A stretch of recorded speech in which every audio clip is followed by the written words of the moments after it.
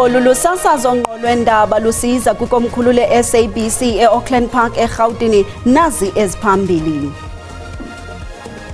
I want to make it clear that Advocate Johnson and Mr. Perumal launched an orchestrated attack on General Masiamula and General Khumalo. Umtshutshisi we-IDEC uDrusanta Ramsamy uthe thaca konke akwaziyo nokuphikisa ubungqina obunikwe ikomishoni kaMadlanga ngowesakuba intloko ye-IDEC uAdvocate Andrea Johnson. Accused number 1 was severely tortured to such an extent that he started coughing uncontrollably and coughed up blood. Ingqina lenkundla uCaptain Phimise Kgobela uzikhabe ngawomane izityholo ezenziwe ngumtyholo wokuqala uMusa Kekana kwityala eliquka otyholwa ngokuba ngqondo-ngqondo lwaphulomthetho uVusumuzi Khet Matlala nabanye abatyholwa. Molweni Mzontsundu singonondaba belijelo losasazo sesilungele ukuniphakela kuvimba wethu ngokuhlwanje ngokukhawuleza ke masingene emxholweni. Umtshutshisi we-IDEC uDrusanta Ramsamy udandalazise akwaziyo nekucela umngeni ubungqina obunikwe ikomishoni kaMadlanga ngobesakuba intloko ye-IDEC uAdvocate Andrea Johnson nongaluthathiyo uxanduva ngendlela i-IDEC ephande ngayo amatyala abandakanya icandelo lezobuntlola emapoliseni. uRamsamy utyhola ngelithi ityala likaBrigadier Mokwele nelobuqhophololo leMedicare 24 ayeyinxalenye yamatyala ayekhoke nguJohnson noDylan Perumal ejoliswe ekuhlaseleni injengele eziphezulu uDumisani Khumalo noFani Masemula. Ngumtshutshisi we-IDEC uDrusanta Ramsamy obenika ubungqina ovele wantyiloze dizityholo ezothusayo ezicela umngeni inzame zobe ingqwayingqwa ye-IDEC uAdvocate Andrea Johnson ozenze ngathi ebekude eziko imbizi eziva ngevumba kuphando lwe-IDEC ngecandelo lezobuntlola.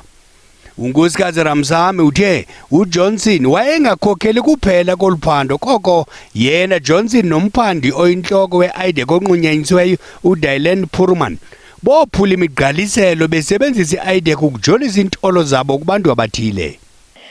I want to make it clear that Advocate Johnson and Mr. Perumal launched an orchestrated attack on General Masiamula and General Khumalo using IDEC's powerful investigation tools. And this will become evident in my statement and testimony. I-IDEC ityhola ngokupheka amatyala kwinjengele eziphezulu de ingxelo efungeleyo yokusungula uphando umzekelo kwityala likaBrigadier Mokwele yaba ifikelele kwimimiselo ekumele ifike kuyo ngokomthetho. uRamsamy uphawule isithi ikomishoni ibethwe ngemfe iphindiwe kuba ingxelo efungelwe iboniswe akusiyo yokuqala kumba kwakugqame iPKTD kuwo nto leyo ibonisa ukuba kwakutheni uJohnson noBrian Pandayashe bomelwe ngumqa ephinini bengakwazi ukudibanisa loo ngxelo isungula uphando nomhla 28 wesigunyaziso. From January, when the investigation started and the summonses were being issued, January 2025, until the arrests in June, all the way until September, October 2025, nobody at IDEC knew where the original Section 27 affidavit was. If Commissioner... So how did they conduct the investigation leading to people being arrested and charged if nobody knew? If they last saw it, according to the inquiries that are being made to you, if they last saw it when they handed it to you and you handed it back? That's a very good question. How did they do it? uRamsamy ufike ephethe ushicilelo lwenxoko yakhe noJohnson ebonisa ukuba uluhlu labarhanelwa kwityala likaMokwele walufumana kuJohnson. Urushicilelo likuwabonisa indlela uJohnson ebenzinyelwe ngayo ngethuba evele kule komishoni. They asked me for the name of every person who's dealt with the matter. No, it's fine. I don't even know what's happening. I'll be very honest with you. I stopped watching because we are so busy with preparation for blue lights that I just don't have the time to listen. I don't watch because it will really If they call you, you leave the country. Okay, oh God, okay. Now, Ikomishoni isaqhuba. Ingqina lenkundla uKapteni Phimise Kgobela uzikhabe ngawomane izityholo ezenziwe ngumtyholo wokuqala uMusa Kekana kwityala eliquka otyholwa ngokuba ngungqondongqondo lwaphulomthetho uVusimuzi Khet Matlala nabanye abatyholwa. Oku kuza emva kokuba uMusa Kekana etyhole ngelithi zange afundelwe amalungelo akhe ngethuba ebanjwa kwaye utyholwa ngokuba amapolisa amngcungcuthekisa ngethuba efuna ubungqina kuye. Ngethuba lihlantywa ngemibuzo ingqina lenkundla uCaptain Phimise Kgobela uziphikile izityholo zomtyholwa uMusa Kekana zokuba ngethuba ebanjwa kwanyashwa amalungelo akhe omgaqo-siseko nanjengoko etyhola ngelithi zange afundelwe amalungelo akhe ngokusemthethweni ngethuba ebanjwa. It is my instructions that during his interaction with you, since his arrest and thereafter, that he was at no stage explained his constitutional rights. He's not telling the truth. I did explain his constitutional rights and the reason why he's being arrested. Umtyholwa wokuqala kwelityala uMusa Kekana wabanjwa ngokoyamene nokubulawa kwenjineli yaseVereeniging uAmand Swart. uKekana utyhola ngelithi ubungqina obufunyenwe ukubanjwa kwakhe mabuchazwe njengobungenakusetyenziswa kwinkundla etyhola ngelithi amalungelo akhe omgaqo-siseko anyashwa. Kungoku nje ityala lisanqunyanyisiwe logama inkundla iqhuba ityala etyaleni kwilinge lokufumanisa ukuba ubungqina obufunyenwe ngakuKekana bungasetyenziswa kusini na kwinkundla. Ukanti uCaptain Kgobela ukwaziphikile nezityholo zikaMusa Kekana zokuba amapolisa zangafumana imvume yokungena agqogqe indlu yakhe. uSikgobela uthi bavunyelwa nguKekana egeyithini. Ebuzwa malunga nezityholo zikaKekana zokuba wangcungcuthekiswa enkulwa ngamapolisa kwaye nantoni ayithethayo ayinakusetyenziswa njengobungqina obufanelekileyo, uSikgobela uyaziphika nezo izityholo. Accused number one was severely tortured to such an extent that he started coughing uncontrollably and coughed up blood.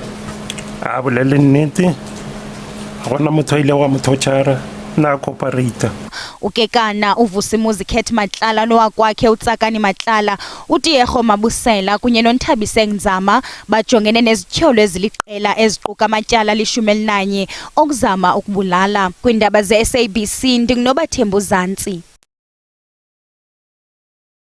Ibhunga lesigqeba solawulo sombutho wamazwe eAfrika sivumelene ukuba inyewe yokufuduka kwabantu phakathi kwamazwe isengumbotshisi bunzi. Indibano yabaphathiswe Addis Ababa Ethiopia iphume nezindululo esithi iinkokheli zaseAfrika kumele zigwadle gabalala ngolawulo lwemida nokuhamba ngokukhululekileyo kwabantu kwingqungquthela elindeleke eyiphutha kulonyaka.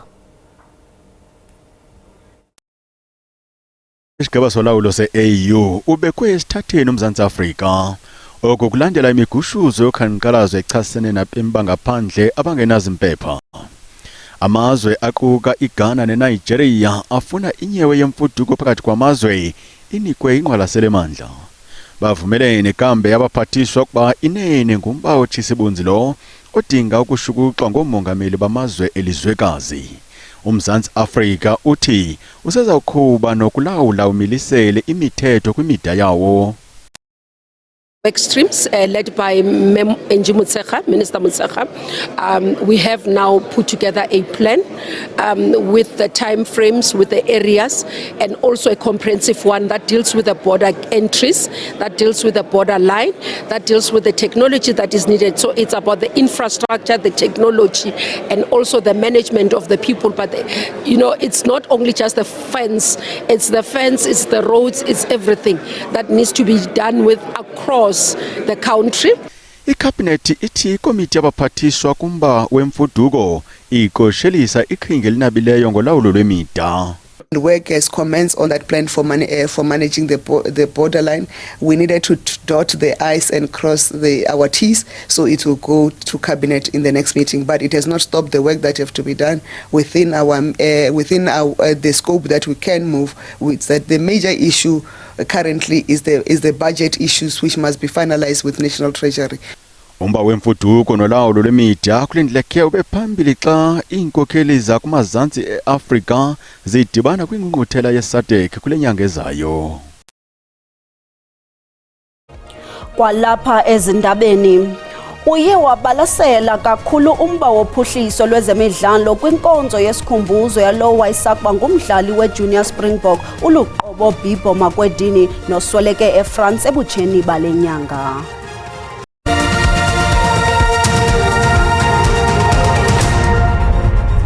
Sinamkele kwakhona xa sihlabela mgama.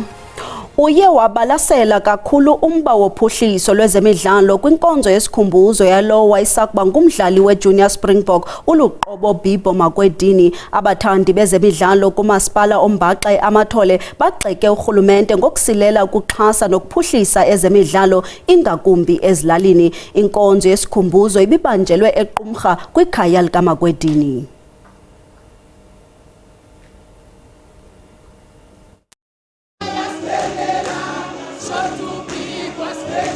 Uluntu lwaseQumrha lumchaze uMakwedini njengomntu abadlali bombhoxo abasakhulayo bebenojonga kuye.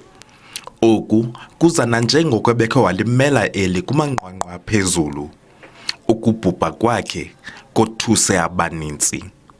Izithethi kwinkonzo yakhe yesikhumbuzo zifuna akhunjulwe ngophuhliso lwezemidlalo kwiindawo ezisemaphandleni. Uyabona inxukhwebe urhulumente wethu ubonakalisile ukuthi indima idlalwa ngutata Ngumbela ilenzile igalelo. Sithi ke nakubantu abafana noBibo especially irugby because yeyona nto sime ngayo eMathole, yiyo lesikhalazela, yiyo nto sibangela sinkhankanye indima yestadium. Ukanti urhulumente wephondo uceba ukumwonga ngokuseka iligi yezemidlalo nezobizwa ngegama lakhe. Kuthi sele isisithethe ukuvelisa abantwana abadlala irugby, siyaqinisekisa ukuba kuzo zonke iingingqi zeliphondo leMpuma Koloni irugby iyadlalwa kwaye siyasondela kakhulu ukuncedisa nange-tools nange-attire ukuze abantwana bakwazi ukubana badlale bedlalela noko nakumabala aza kube esemgangathweni obanika iplatform evumelayo ukuba bakwazi ukudlala. Senjalo amalungiselelo omngcwabo aza kakuhle. Siyancambaza silusapho silungiselela ke uyombeka ewe emotions ziphezulu ngoba uBibo usishiye ngesiquphe so noko kodwa ke siyavuya kuba i-preparations namalungiselelo weyombeka uBibo ahamba kakuhle. Uza kubekwa kwikhaya lakhe lokugqibela eQumrha ngomgqibelo. Abongile Yankees kwiindaba ze-SABC eQumrha. Inkokheli yombutho we-EFF uJulius Malema umemelele abemi beli ukuba bangayithobeli into ayibize njengoluvo oluphenjelelwa bubutshijolo nezopolitiko nolusuka kubungqina obunikwa kwikomishoni kaMadlanga. uMalema obethetha nonondaba uthe ubungqina obuvela kwikomishoni abusoze bubeke chaphaza kumbutho wakhe. Umbutho we-EFF awugungqiswa bubungqina obuvele kwikomishoni kaMadlanga kwaye uthi akukho bungqina buluqilima nobungarhuqela eludakeni isidima salombutho kunye nobunkokheli bawona kakade. Despite all attempts to cast doubt over the organization and its leadership, there's been no evidence that ties the EFF to any wrongdoing, and this is a fact we remain proud of. Umbutho we-EFF ukwabhengeze abagqatswa kwizikhundla zezodolophu phambi konyulo lomasipala. uMalema uthe uyazingca ngezinto athi lo mbutho uzenzele abemi beli. Ikomishoni ezimeleyo yonyulo KwaZulu-Natal izimisele ukubhalisa abavoti abaza kuqala ukuvota ebomini babo abangaphezulu kweyayibabhalisile kule mpelaveki yokugqibela yokubhalisela unyulo.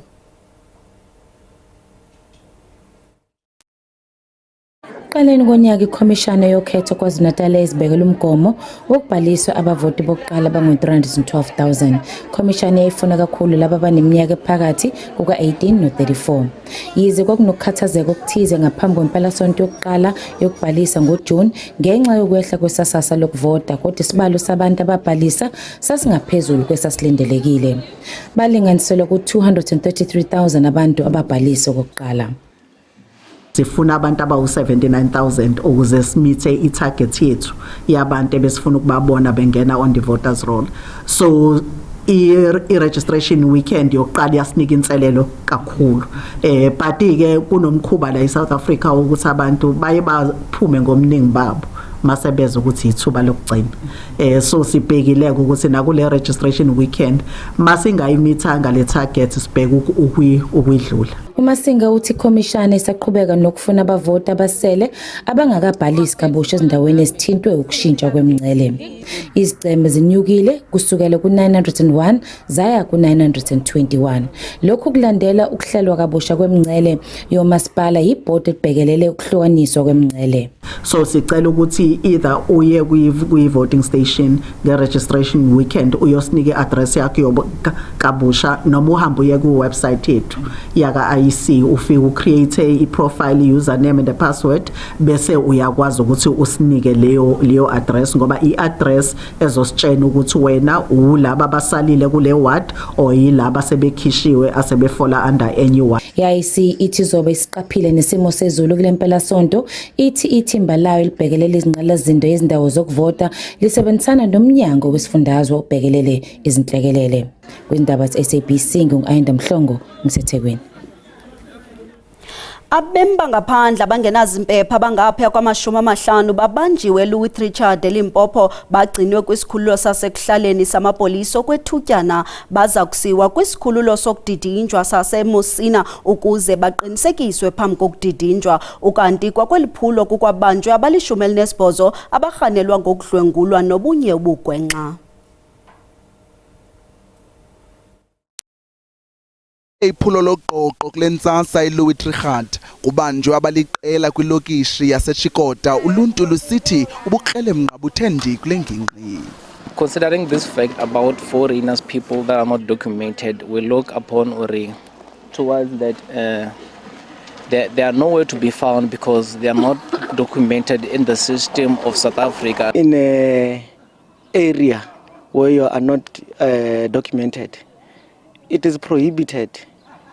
And it is not a good thing because you are increasing violence, which means by that you have to go. Ambeke amaphulo akumila kunje ayaqhutywa nakweminye imimandla yeliphondo laseLimpopo. Abemi bangaphandle abangama-50 abebezinze kweli ngokungekho mthethweni babanjiwe baza kufakwa kwiinkqubo zokuqinisekiswa ukuze badidinjwe kwiziko laseMosina elijongene nokudidinjwa. We went to Chikota in the morning where we arrested over 50 undocumented foreign nationals. We have also managed to arrest a huge number of undocumented foreign nationals in the CBD alone. So this is the work that the police have been conducting in recent times, especially after the March and March, the anti-immigration sentiment that we have seen in this province. So we've been working very hard to ensure that those that are undocumented, they are arrested and they are deported back to their country of origin. Kunjalo kwezinye izigilamkhuba kufunyaniswe intsango ngabasemagunyeni nabarhanelwa ababe izixhobo zokumpompa amanzi kanye notywala obutyholwa ngokuthengiswa ngokungekho mthethweni. Ukanti ke abakwantsasana eLimpopo bathi baza kuqinisa amanyathelo wamaphulo wabo mbombo zonke zezithili. Sibulele ke mawethu ngokusiboleka kwenu indlebe kamnandi.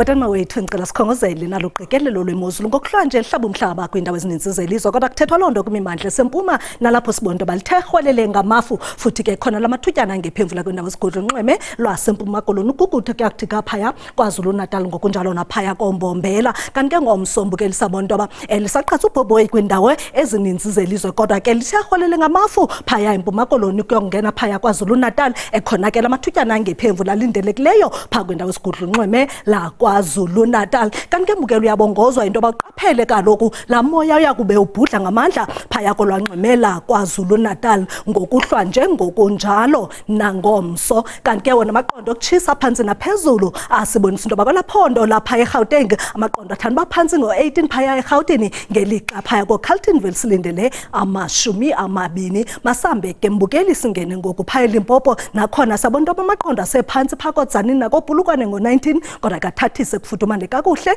ngo-25 phaya eLiphalale ubake wena mbukeli uphaya eMpumalanga ungalindela imozulu noko ebandayo phaya komashishini nalapha amaqondo ebetha ku-17 degrees kodwa ke phole kamnandi ngo-24 phaya eSikhukhuza masambe ke ngoku singene phaya KwaZulu Natal nalapho ndibona into balihle izulu amaqondo betha phaya ko-23 pha koRichards Bay ngokunjalo nasempangeni phaya kanti ke wena mbukeli osempuma koloni ungalindela noko imozulu ebanda kakhulu ngo-14 degrees phaya eGomani kozibeleni koWestbourne phaya kanti ke phaya enxuba silindele u-19 degrees Celsius masambe ke ngoku singene pha kwelaphondo lasentshona Kapa nalapho amaqondo ethande ukuba phansi ngo-17 phaya eLaingsburg kodwa kufudumale ngo-29 phaya eFredendal ngoku umbukeli sibhekisa impiko kwelaphondo laphaya eNorthern Cape nalapho amaqondo ethande ukuphola ngo-23 phaya eUppington ehleke ngo-18 phaya eSutherland kuba ke wena mbukeli kwelaphondo laphaya eFreystata ungalindela imozulu noko entle pha koKroonstad nakobothaville nalapho amaqondo ebetha ku-20 kodwa kakuthethwa loo nto eVippenaar nalapho ethanda baphansi ngo-16 degrees phaya kwelaphondo laseNorthwest silindele imozulu ephole nje kamnandi 22 omhle phaya koMahikeng ngelixa pha koTosca silindele u-23 degrees uba ke wena usiphaya koDaung phaya lindela imozulu epholileyo ngo-21 phela emehlweni nisayinhliziyweni kamnandi mawethu.